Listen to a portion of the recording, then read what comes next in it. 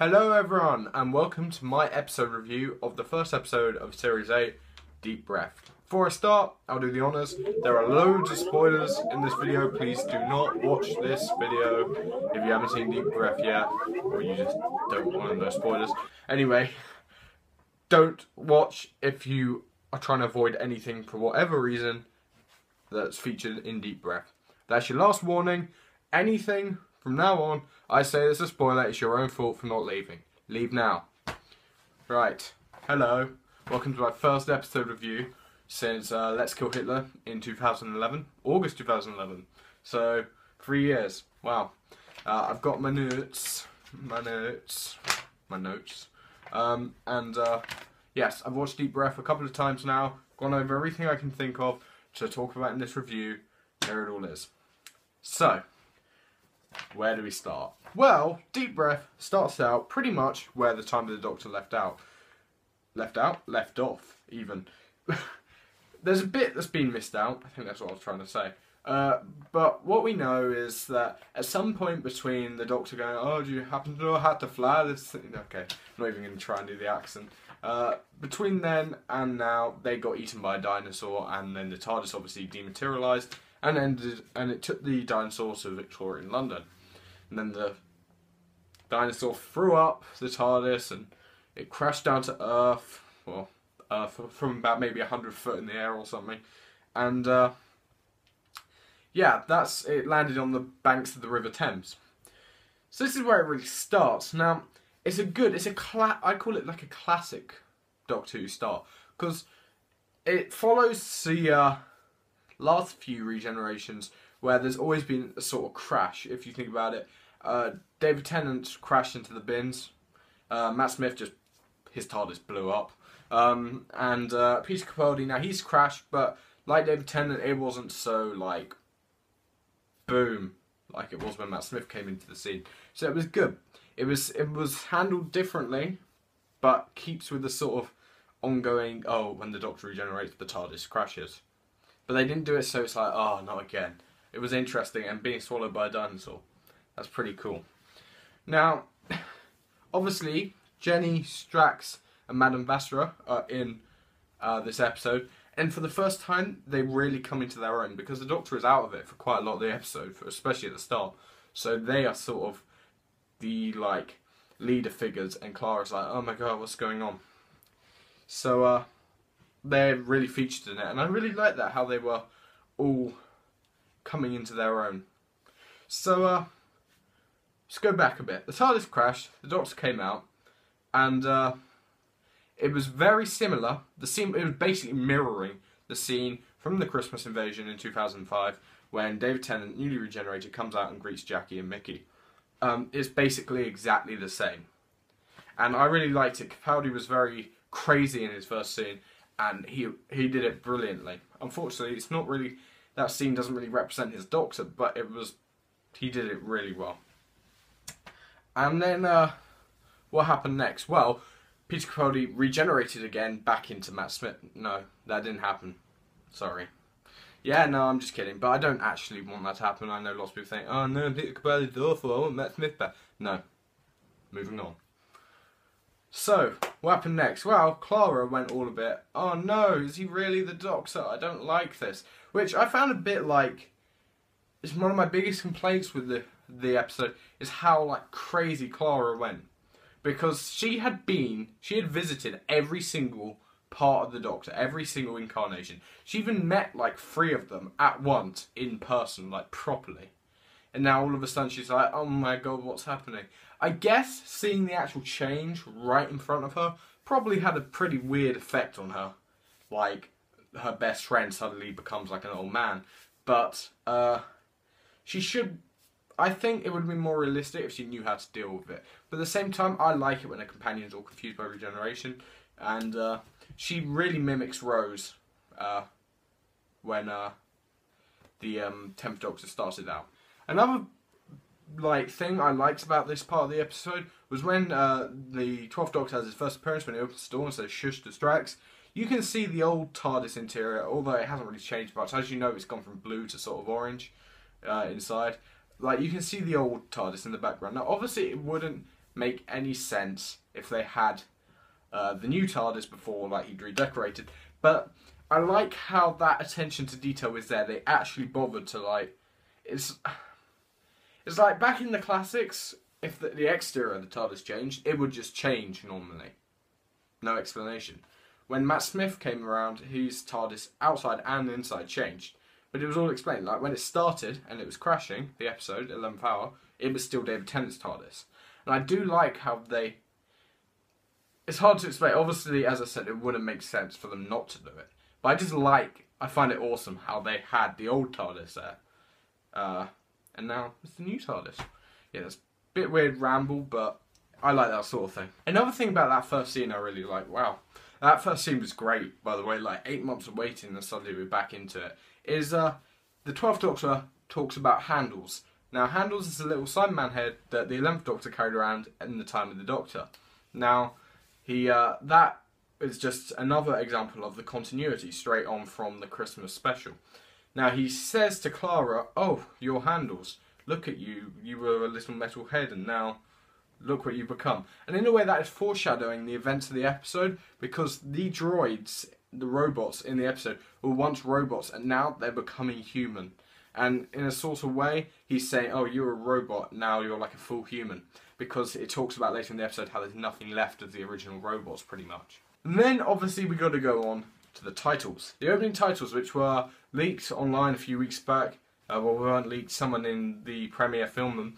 And they were obviously based off the fan-made ones with the clockwork. So I remember seeing that clockwork one, maybe February time, March. It was pretty soon after it came out, so I'm not sure when. But I thought, this is really cool, but it's completely wrong for Doctor Who. And obviously they went ahead and used it pretty much exactly the same. But they made the necessary changes to make it awesome. Now, obviously a fan isn't going to do as good a job as the BBC could. Most of the time, sometimes the fans are a lot better at making these things than the BBC.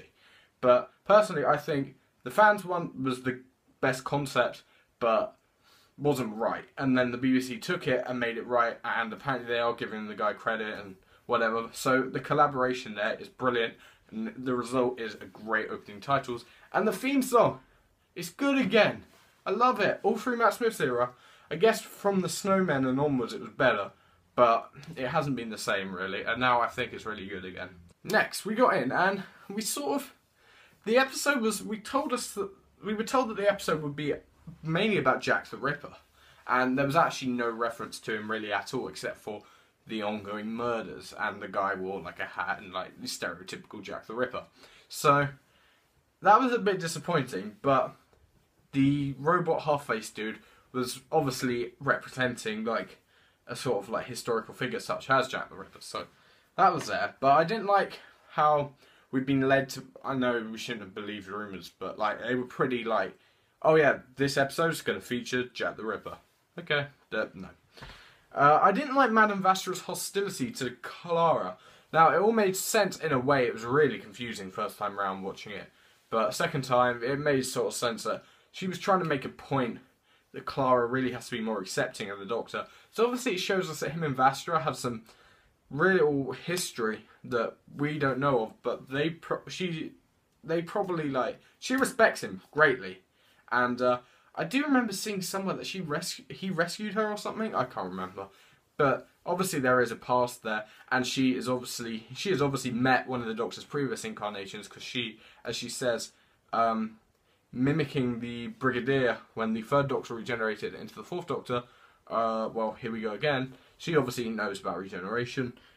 Jenny was a bit confused. Strax was just out of it really, but you know, sometimes no, what's this? But Jenny was confused, but she quickly understood it. But Clara, she didn't want to know. And Madame Vastra was really making a point, and she kind of wanted to make Clara angry. It was a bit weird, but I didn't like that. I thought it was unnecessary. It was too complex. She was making a point, but I didn't like it at all. And it was mainly because it was so complex. The next thing I noticed, which is pretty hard to miss, is Peter Capaldi exploring his face. Now he sees a mirror on the ground. Well, the first thing he says, "Don't look in that mirror" in his bedroom. It's so angry or something. And obviously he's talking about his face because he's not used to it. He thinks that's the mirror's face because he's all crazy. And he doesn't. He thinks his face is angry because we've been playing on the fact he's angry ever since the 50th, and he had the eyebrow appearance. But basically, he remembers seeing the face before, and he can't remember where, and obviously it was Caecilius in the fires of Pompeii. So, already we're exploring a fact that we never really questioned. Where does the Doctor get his face from? He says, it's got lines on it, someone frowned with this face, but who did the frowning? Where do I get the faces from? They just pop up. So, we're really questioning something that's always been there, but not as bothered to question. And as we know, Moffat said he's using Russell T Davies's theory to explain why there are now 3 Peter Capaldis in the Doctor Who universe. So that's obviously going to be played on more and more in the series. Also, Matt Smith's watch, I assume Matt Smith had like a chain on his waistcoat. Did he have a pocket watch? I always thought it was more of like a medal. But Matt Smith always wore a watch, a golden watch that he wore with his original costume into his new one.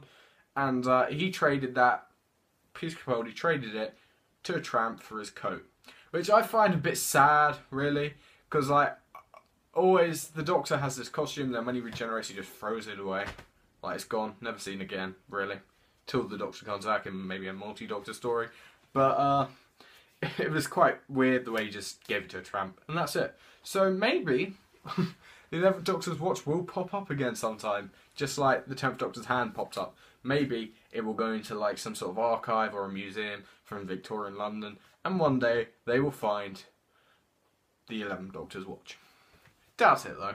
We also saw a massively new side of Clara. They really explored her more. She can get very angry, very defensive when she's criticised, and yeah, just very different from what we've seen before. When the Doctor told her she was a control freak, she went absolutely crazy. She was in the restaurant, she was annoyed with the Doctor, and when she thought he meant that she was an egomaniac, she went crazy. And she got angry at Vastra, so we're seeing a whole new side of Clara, which is good. Also, we had a direct reference to Amy, which was brilliant, although I feel it wasn't needed, because the Doctor would never say, the 11th Doctor at least would not say that to Clara. He said, oh, it's times like this I wish, no, it's times like this I miss Amy. That was it. And the 11th Doctor would never say that to Clara, because he's too caring, and he doesn't really like talking about Amy as such. But it makes sense, because he was a bit crazy then still. So, you know, he was just speaking his thoughts, not really like considering much, because he couldn't, because he was out of it. But I don't think it was necessary, but I loved it, so I'm not complaining. Now, this episode featured a lot of references to The Girl in the Fireplace. David Tennant, one of David Tennant's first stories. It might have been, I think it was the 3rd story. No, I don't think it was. Maybe it was 2nd. Was it 2nd? I don't know. It was Series 2, one very early on. No, I know when it was. It was 4th. Boom, I think. Because, yeah, we had New Earth, then we had the werewolf one, Tooth and Claw. Then we had Sarah Jane and the Grillitanes, School Reunion. So I think Girl in the Fireplace was episode 4 of Series 2. But anyway, you know the story. You know how it works. And we were rumoured for ages that it would be a direct sequel to Girl in the Fireplace, and the Clockwork Robots would come back. Now, instead we had like a sort of like version of them that had been changed. Now, while it would have been nice to see some of the original Clockwork Robots we know from Series 2, it makes sense, because the Doctor says they've replaced themselves. And some of the metal, when the guy was in the chair, he said some of the metal looks Roman. So these guys from the 51st century have crashed maybe back in the dinosaur age, and they're waiting to get back, and they've been replacing themselves. So obviously there's nothing left of that original robot we knew. So quite possibly when everyone was saying, oh, I wish we saw some of the other robots we know, well, they probably were what we know, but they've been replaced. Obviously, their ship is from the SS Marie Antoinette, which was the sister ship of the Madame de Pompadour, which we saw in the Girl in the Fireplace. Lots of references, not a direct sequel like was rumoured, but it was glad they finally brought back some sort of connection to that from like, as 2006, so 8 years ago. So it's kind of cool that they did that, and I'm pleased with the outcome. It was really good. The skin hot air balloon, that was just freaky. I don't want to even go into that. That was really weird. That was new weird for Doctor Who. It wasn't dark, it was just weird, it was freaky. No. But in my opinion, the best part of the episode probably was when the Doctor gives his sort of speech on how if you replace a broom handle, then later you replace the brush, it's not the same broom, and he was talking about the robots, saying, "Look at you, you've replaced everything. There's nothing even left of the original you." And he holds up like a plate so the guy can see his face. He's like, "You probably don't even know where you got your face from, and that was obviously a direct reference to the 12th Doctor earlier questioning where did he get his face from. And then as the robot's face is reflecting on the other side of the plate, they focus and it reflects on Peter Capaldi's face. And at that point, the Doctor seems to realise it's beginning to trouble him. Where did this face come from? And there have been 13, I prefer to say 13, technically 14 incarnations of him. There's nothing left of the original. So it was really a moment of reflection on both sides. Quite literally, on both sides of the plate. The next part was clever. Did the robot jump or was he pushed? Now I like this because they both said one of them was lying about their basic programming. The robot's basic programming was not to self-destruct. The 12th Doctor's, I guess I should call him the Doctor now. The Doctor's basic programming was not to murder. So, which one was lying? Well, we don't know. All we know is somehow he ended up speared on the weather vane on top of the Big Ben. Wow, that was really hard to say. All we know is he fell out somehow. And it's quite good because now we're obviously wondering how dark is the new Doctor. Did he actually kill this droid? Personally, I think he was pushed. I don't think a robot would change his mind so easily, whereas the Doctor would do anything to protect the humans down below. But he also turned off his flamethrower, and they stood and looked at each other just before it happened. So it could go either way. Personally, I think the Doctor pushed him. But it's obviously to get us thinking, how dark is this new Doctor? This came back again when we see Missy at the end, but I'll get to that in a minute. Next thing up was the redecorated TARDIS. Now, not a big redecoration, but it looks better than the old one. By far, it's much lighter. The blue never really got me. And the Doctor has like chalkboards and bookcases up. And obviously he put on his new costume. But Clara did the running joke of, "Oh, you've redecorated. I don't like it." Obviously echoing Patrick Harrison and David Tennant. So, that. And next, yes, we got Capaldi's costume, which I've always complained about Capaldi's costume being too similar to Matt Smith's second costume. And then to confuse, viewers that don't, spot every detail even more, he wore, a droid's costume for the most of it. So, the moment that's meant to be epic when the Doctor gets his new outfit, he's back in action, was sort of like he's been wearing it for the whole time. I don't know.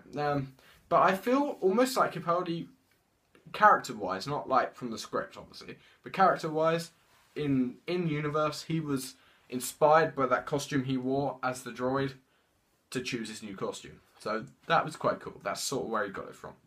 Next, we had the reference to who puts the ad in the paper, and was it the same person that gave Clara the Doctor's number in the Bells of St. John?